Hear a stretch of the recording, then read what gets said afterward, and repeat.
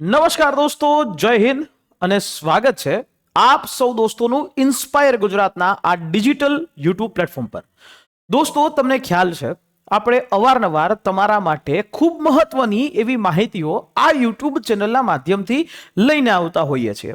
તો ત્યારે આજે ફરી પાછું એક એવો અગત્યનો મુદ્દો કે જે તમારે જાણવો ખૂબ જરૂરી છે, એસઆઈઆર જે તાજેતરની અંદર ખૂબ વધારે ચર્ચામાં હતું. અને મને ખ્યાલ છે કે તમારામાંથી આપ સૌ લોકોમાંથી કોઈએ પણ આ એસઆઈઆરની અંદર તમારું નામ છે એ નોંધાવ્યું હશે અને એના ઉપર ફોર્મ એ ચોક્કસથી ભર્યું હશે. તો હવે એ પહેલા સમજી લઈએ કે એસઆઈઆર શું છે. તમને ખ્યાલ હશે કે તાજેતરમાં વિરોધ પક્ષના નેતા લોકસભાની વિરોધ પક્ષના નેતા રાહુલ ગાંધી એમણે ઇલેક્શન કમિશન ઓફ ઇન્ડિયા ઉપર વોટ ચોરીના આરોપોસર કેટલાક ગંભીર એવા આક્ષેપો કર્યા. આ આક્ષેપોની બાદ ઇલેક્શન કમિશન ઓફ ઇન્ડિયા કે જે આક્ષેપો હતા કે ભાઈ એક આઈડી એક વોટર લિસ્ટની અંદર ઘણી બધી ભૂલો છે એ ભરેલી છે, આવી તો ભૂલો આખા દેશની અંદર એ અલગ ઘણી બધી જગ્યાએ હોય. તો ત્યારે સૌથી પહેલા ઇલેક્શન કમિશને જે નજીકના ભવિષ્યમાં જે આ ઇલેક્શન આવતું હતું, ચૂંટણી આવતી હતી બિહાર, એમાં એસઆઈઆર લાગુ કર્યું. એસઆઈઆર એટલે શું? એસઆઈઆર એટલે કે સ્પેશિયલ ઇન્ટેન્સિવ રિવિઝન, એટલે કે ખાસ મતદાર યાદી એ સુધારણા કાર્યક્રમ. આ મતદાર યાદી સુધારણા કાર્યક્રમની અંદર જો તમારું નામ એ કમી કરવાનું હોય તો કમી કરવામાં આવશે.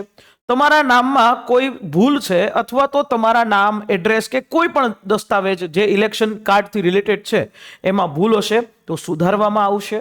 અને જે મતદારો એ મૃત્યુ પામેલા છે એ મતદારોને નામ કમી કરી અને જે તાજેતરના નવા મતદારો હોય એ બધા મતદારોને એ એડ કરવામાં આવે. એટલે ઇન શોર્ટમાં કહીએ તો એક આખું વોટર લિસ્ટ છે અપડેટ કરવાની આ એક મેથડ હતી.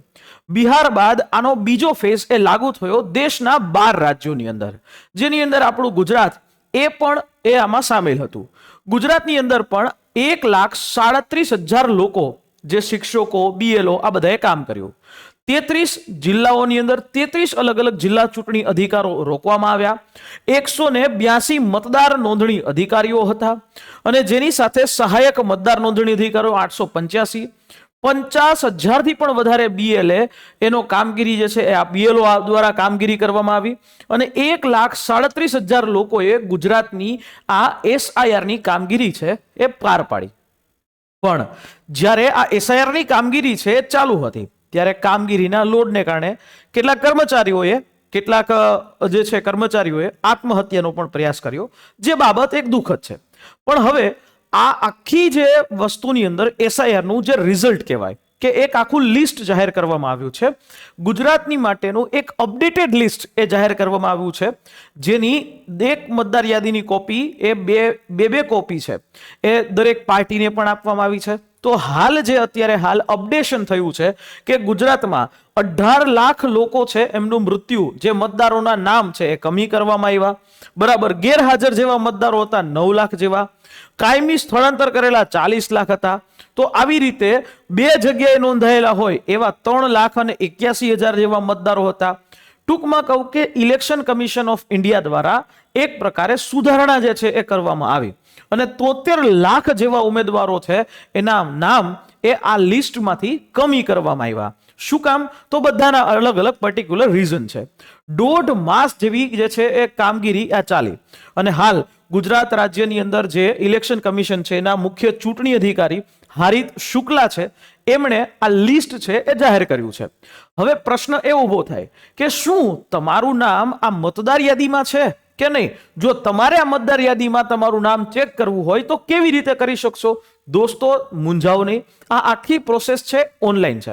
તમારે સિમ્પલી રીતે હું તમને સમજાવું કે એક વેબસાઇટ છે આ ceo.gujarat.gov.in અથવા તો electoralsearch.eci.in.gov.in એના ઉપર જઈ તમે ચેક કરી શકો છો. આ વોટર પોર્ટલ છે voter.eci.gov.in, એના ઉપરથી તમે ચેક કરી શકો છો. આ ઈ સ્નેટ જે છે એપ છે એમાંથી કરી શકશો. અને તમારા નજીકના જે કોઈ પણ BLO અધિકારી છે, જિલ્લા ચૂંટણી અધિકારીની જે કચેરી હોય, ત્યાં જઈને પણ તમે તમારું નામ એ છે કે નહીં એ ચેક કરી શકો છો.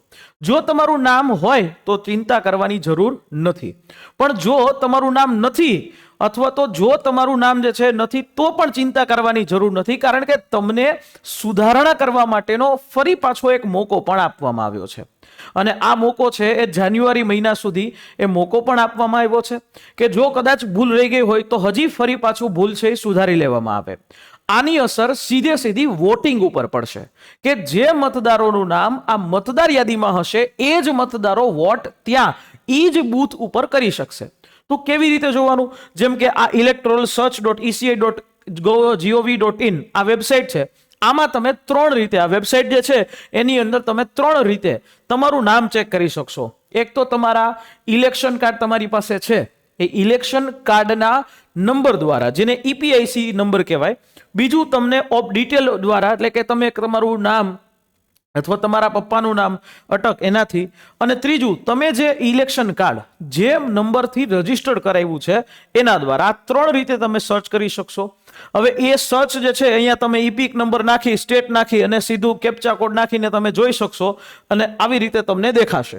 બરાબર, તમને શું શું દેખાશે, કઈ કઈ વિગતો જોવા મળશે? તમારું નામ, તમારો મતદાર વિભાગ એટલે કોન્સ્ટિટ્યુન્સી, વિધાનસભા સીટ, પોલિંગ સ્ટેશન, કયું બૂથ છે, એ બૂથ સીકે જે છે તમને તમામ વસ્તુઓ છે એ અહીંયા દેખાશે. આ રીતે પણ તમે ચેક કરી શકો છો. આ voters.eci.gov.in ઉપરથી તમે તમારી જે જિલ્લો, વિધાનસભા અને ભાષા સિલેક્ટ કરી અને તમે તમારો નંબર છે એ નંબર જે છે નાખશો અથવા તો કેપ્ચા કોડ એન્ટર કરો અને તમે જે છે આખી વસ્તુઓ ડાઉનલોડ પણ કરી શકશો. તો હવે જો આ યાદીમાં તમારું નામ નથી તો તમારે શું કરવાનું છે? ગભરાવાની કોઈ જરૂર નથી. તમારે જો તમારું નામ યાદીમાં ન હોય તો તમારે જિલ્લા ચૂંટણી અધિકારીની ઓફિસમાં નજીકના BLO નો સંપર્ક કરી એક ફોર્મ નંબર 6 એની સાથે એક ડિક્લેરેશન, બાહેંધરી જે છે એ દઈ અને તમારે જે છે આ જરૂરી દસ્તાવેજો છે એ તમે ઓનલાઈન પણ આ રીતે કરાવી શકશો અને ઓફલાઈન પણ તમે તમારું નામ છે એ મતદાર યાદીમાં ન હોય તો નખાવી શકશો. જો મતદાર યાદીમાં જે નાખ્યું છે ડિટેલ એમાં કોઈ ભૂલ રહી ગઈ હોય તો ફોર્મ નંબર 8 ભરી જરૂરી આધાર અને પુરાવા આપી અને તમે સુધારી શકશો. જો તમારે કોઈ પણ પ્રકારનો વાંધો રજૂ કરવો હોય આ બાબત ઉપર તો ફોર્મ નંબર 7 ભરવાનું છે. પણ આ 18 વર્ષ જે છે જે લોકો 1 જાન્યુઆરી 2026 સુધી કરે છે તો એ લોકો માટે 18 જાન્યુઆરી સુધીમાં નામ સમાવવા કે નામ બાકાત કરવા માટે કે વાંધા જે છે રજૂ કરવા માટે એ કરવાનું છે. જેનું 1 જાન્યુઆરી 2026 ના રોજ 18 વર્ષ કમ્પ્લીટ થઈ છે એમણે ફોર્મ નંબર 6 ભરવાનું હોય અને મતદાર યાદી છે કે જેમાં 17 ફેબ્રુઆરીના રોજ બીજી મતદાર યાદી એ પબ્લિશ થશે, જાહેર થશે, એમાં એને નામ એડ કરાવવાનું છે.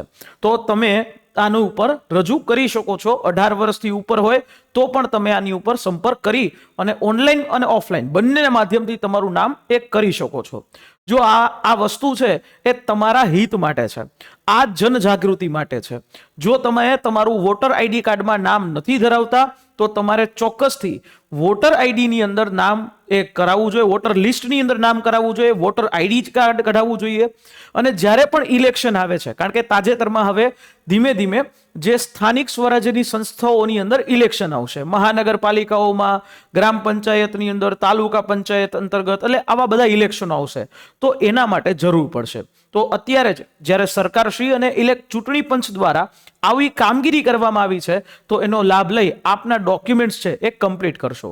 અને જો તમારે આના ઉપર હજી વધારે કોઈ માહિતી જોઈએ છે તો નીચે ઇન્ફોર્મેશન કરી અને કોમેન્ટ કરશો તો ચોક્કસથી હજી પણ આની ઉપર તમારે જે કંઈ પણ પ્રશ્ન બાબતે માહિતી હોય તો અમે એના ઉપર વિડીયો બનાવીને પણ તમને માહિતી આપશું.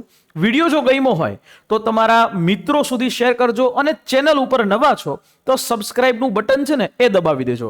તમે મારી સાથે ટ્વિટર એટલે કે એક્સ પ્લેટફોર્મની સાથે પણ જોડાઈ શકો છો. આ અમારું હેન્ડલ છે. ફરી પાછા મળીશું એક નવી જ પ્રકારના વિડીયો સાથે, નવી માહિતી સાથે. ત્યાં સુધી મને રજા આપશો. જય હિન્દ, જય ભારત.